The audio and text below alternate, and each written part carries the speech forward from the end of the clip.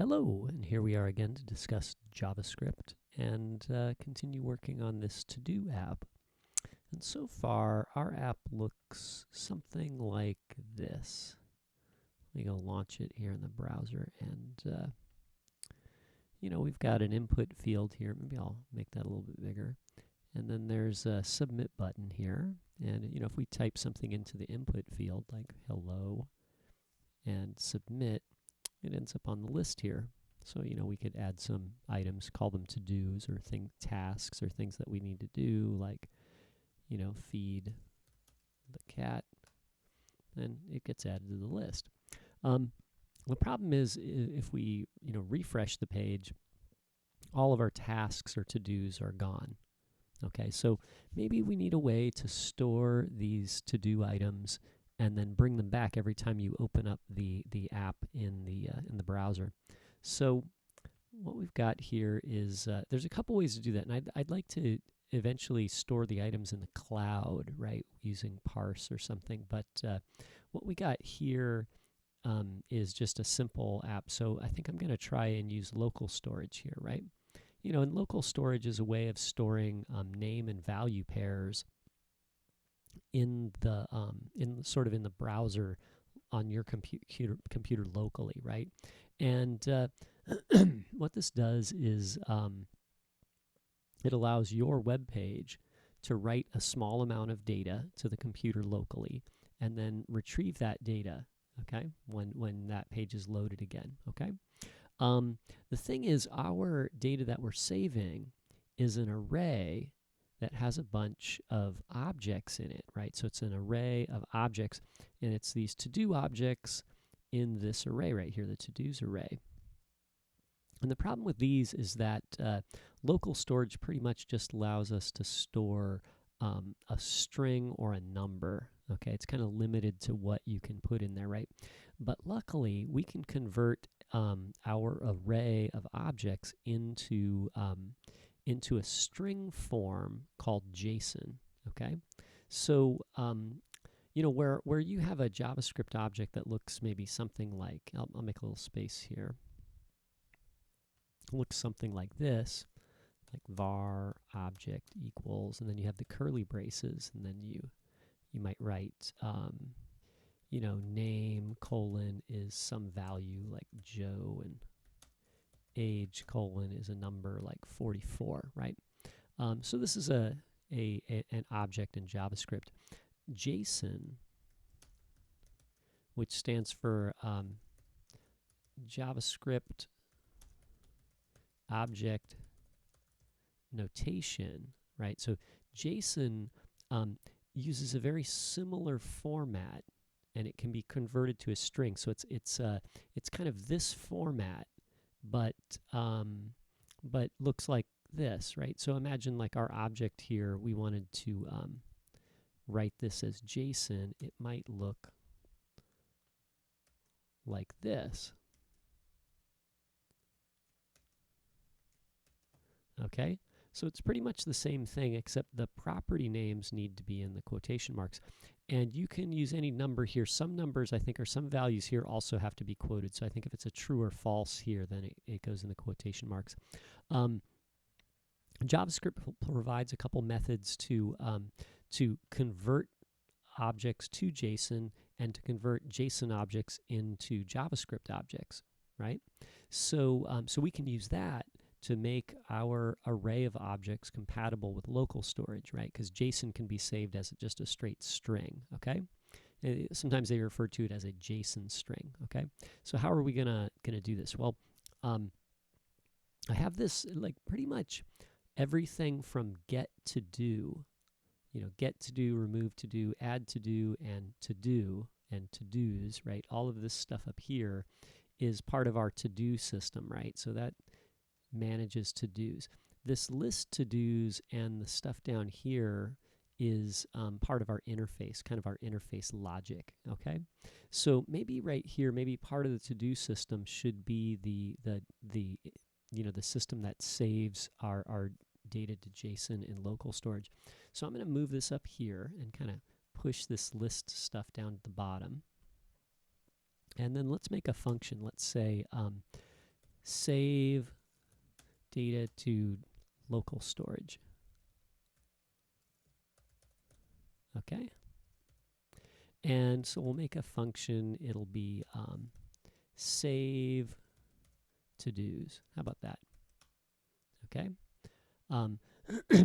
So what we'll do is we'll first we'll need to convert our to-do array into a string, and you can do that this way. You can say JSON.stringify, and now we put some value in here, to-dos array. So we convert that into a string. Essentially, that converts it into a JSON string. Okay. And that would return it. So if you wanted to save your JSON string, you could say string equals JSON stringify to-dos, right? And then we want to try and save it to local storage. So what we'll do is we'll say local storage dot set item. And when we set an item, we need to say the name of the item and the value. So the name for us, we'll just call it to-dos, right? And then the value would be the JSON string. Okay, and then now maybe we need to retrieve, to get our stuff from storage. So we'll say get data from, let's say, local storage. Maybe I'll put a space in there. How about that? Right. So we got get data from local storage. So let's say function get to-dos. Okay, so the thing is, about this one now is that when we get them, so right now there's nothing saved. So if we try to get them now, it's not going to work, right? It's going to fail. Like there's nothing to get until we actually save some to-dos, and we won't save to-dos until after we load our app, right? So it's sort of a chicken and egg problem, right? But what we'll need to do here is we'll need to do a test. We'll have to ask, when we try to retrieve the to-dos, did we get any to-dos? And if we didn't, then then we'll have to make an empty array, right? So we can start from scratch. So what we'll do is we'll say, how about we'll say to-dos equals JSON.parse. Okay, so parse is a function that takes a JSON string and converts it to a JavaScript object. It's sort of the opposite of stringify.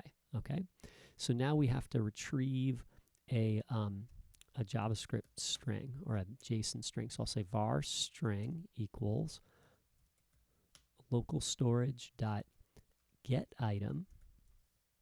And what we'll do is we'll use the same name here. So we'll say, get the item with the name of to-dos. So that returns a string, and then we'll take the string and we'll send it through JSON parse, and it should, give us an array of objects. Okay. So, like I said, if there isn't anything here, then this is going to fail. So what we'll do is we'll say, hey, if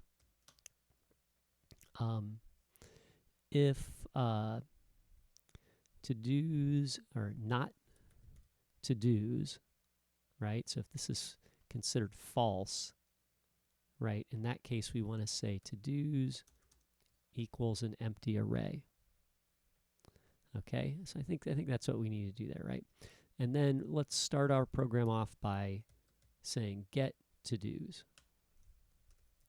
Okay, so I'll just put a call to this function right here, right below there, and then that way when our code loads up, when it reaches this line, it'll just call get to-dos and load it. Okay, so let's give it a try. So, and just for testing, why don't we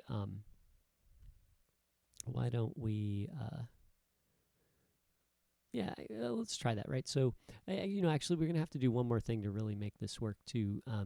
So this should load up our to-dos, which don't exist, and then it should make this empty array, okay?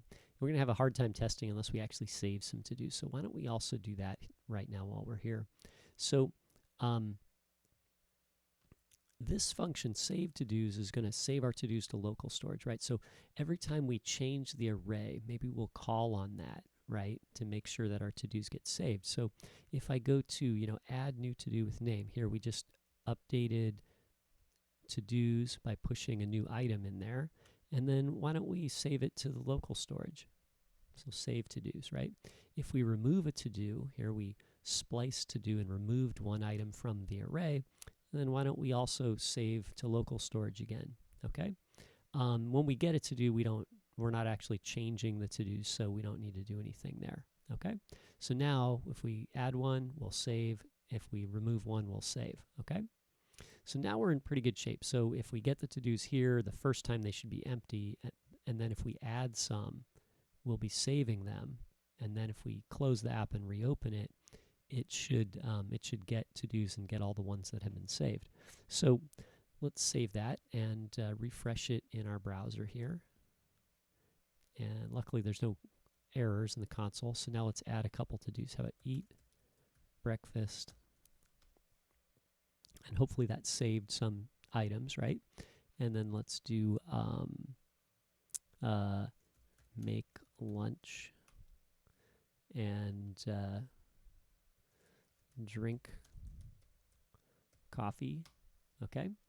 And you know, just as a note, like while we're in the console here, you can check on what's in local storage. So I'm kind of curious, you know, did the local storage work?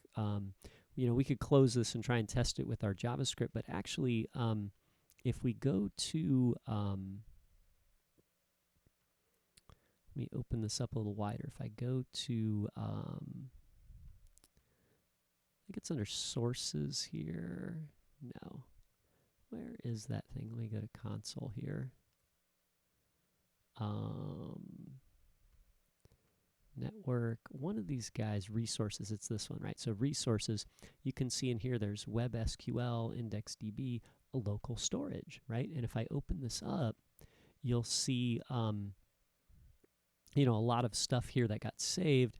And then down at the bottom here, there's a thing that says to-dos. And you'll see that some of the to-dos are in the array right here. So if I, you know, if I close this, right, and or refresh the browser, you'll see that, you know, my to-dos should still be there, right? Actually, I'm not seeing the list here though. So why don't we do this? When we load up the to-dos, you know what we'll have to do is we'll also have to call list to-dos to list any to-dos that we load. So this will be sort of, you know, initialize, you know, to-do app. Okay, so to initialize the app, we'll need to fetch the to-dos from local storage and then tell our app to list the to-dos that maybe were retrieved, right? So we'll put that there, and let's refresh it again here. Oh, there you go. So there's all my to-dos, right? You know, if I add another one, let's do tie, shoes. Now, if I refresh the page, then that one's still in the list, right? So, you know, or even if I just close the window and then reopen it, you know, like there's nothing there, and then if I load the page again, all my to-dos come back, right? So that's working pretty good, right? So hopefully that helps you out there using local storage. That's pretty simple. You can get a little more detailed with local storage, but this is a pretty good way to get started with it, right? So use JSON to save your complex, you know, objects and arrays and things, and then parse from JSON to get them back out, okay? And then use stringify to convert to JSON, okay? So anyway, good luck with your projects, and thanks for watching.